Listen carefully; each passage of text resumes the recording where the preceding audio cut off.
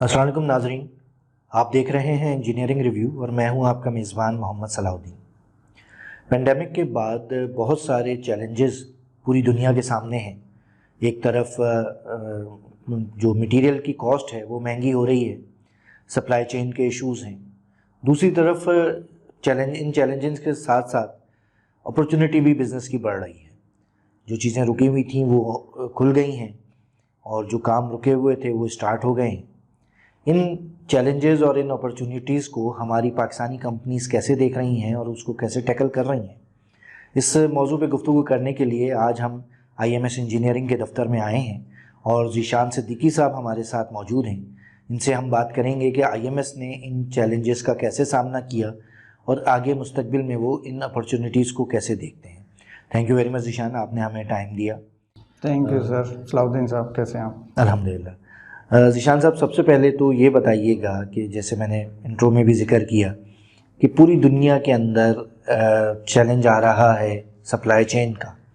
اور مٹیریل کی کاسٹ بڑھ رہی ہے، پاکستان کے اندر ڈالر کی بھی ریٹس بڑھ رہے ہیں۔ ان سارے چیلنجز کو IMS انجینئرنگ کیسے ٹیکل کر رہی ہے؟ جی، IMS انجینئرنگ کے سامنے یہ چیزیں آئی تھیں شروع میں، پینڈیمک کے شروع میں تو بالکل اس پہ کوئی اتنا افیکٹ ہمیں نظر نہیں آیا تھا، مگر 2-4 مہینے بعد جو ہے ہمیں افیکٹ آنا شروع ہوا اس کا کہ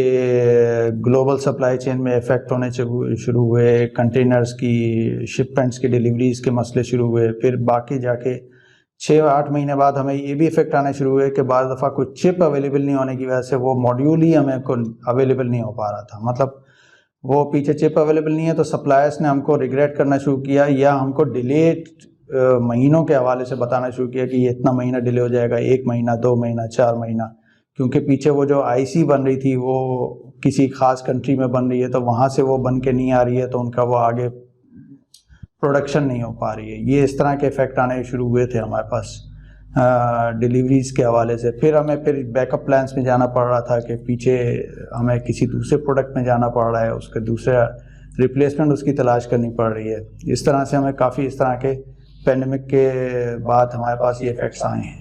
ان چیزوں کو کتنے عرصے میں آپ دیکھ رہے ہیں کہ یہ چیزیں نارملائز ہو جائیں گی، اور کیا کلائنٹ نے سفر کیا ان مسائل کی وجہ سے یا آپ نے اس کو سیٹسفائی رکھا؟ جی، کلائنٹس تو تھوڑا سا کلائنٹس تو یہاں پہ بیسکلی ٹارگیٹڈ بیس چل رہے تھے، کیونکہ کلائنٹ کے پاس بھی اپنے ٹارگیٹس تھے کہ انہوں نے ٹائم پہ چیزوں کو کمپلیٹ کرنا ہے، فنش آف کرنا ہے۔ اور پینڈیمک کے حوالے سے ہمارے زیادہ تر کیونکہ فرما ریلیٹڈ ہی کلائنٹس ہوتے ہیں تو وہ ان کا تو اور بھی زیادہ مطلب ان کو تو اور بھی اپنا پیچھے اپنے کیونکہ ٹارگیٹس میٹ کرنے تھے انہوں نے، ان کی طرف سے اور ہمیں پریشر آیا تھا کہ نہیں یہ تو کرنا ہے، کس طرح سے بھی کرنا ہے۔ تو پھر ہمیں یہ ہے کہ مختلف ہم کو یہ کرنا پڑا کہ ہم کو مختلف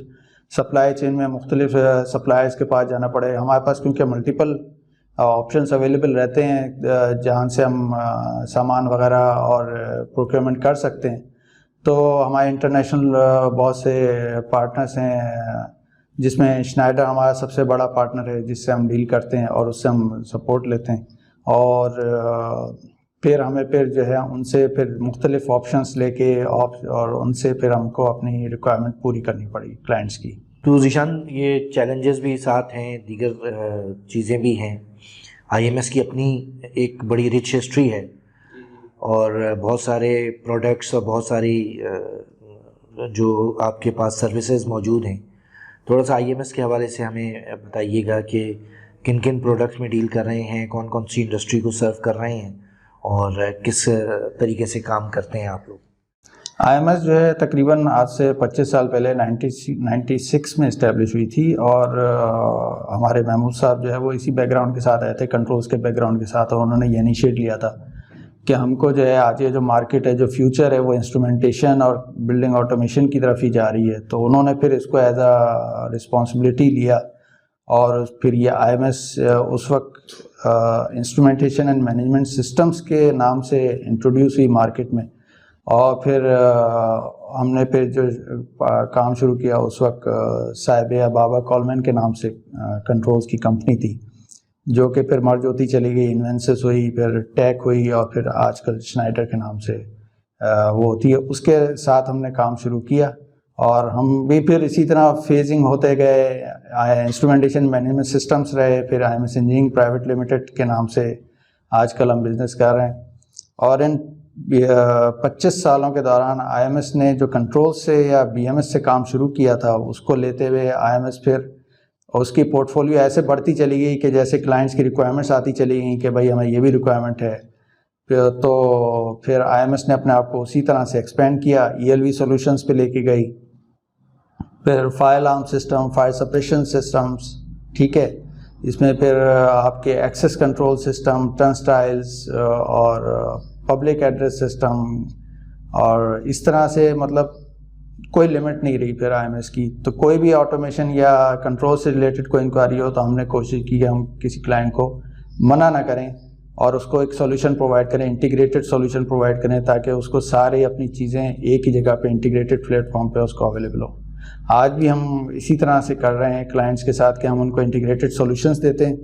تاکہ ان کو سارے اپنے پوری بلڈنگ کا ڈیٹا ایک ہی جگہ پہ, ایک کمپیوٹر کے اوپر, ایک پی سی کے اوپر, ایل سی ڈی اسکرین کے اوپر اویلیبل ہو جائے. اچھا سر, بلڈنگ مینجمنٹ سسٹم کی آپ نے بات کی, تو آج کے دور کے اندر تو آئی او ٹی ہر جگہ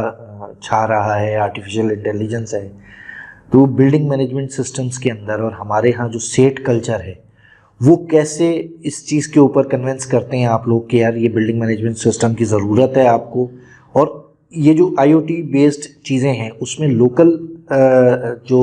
سافٹ ویئر ہاؤسز ہیں ان کو بھی کچھ انوالو کرتے ہیں یا باہر سے ہی سارا سب کچھ لیتے ہیں؟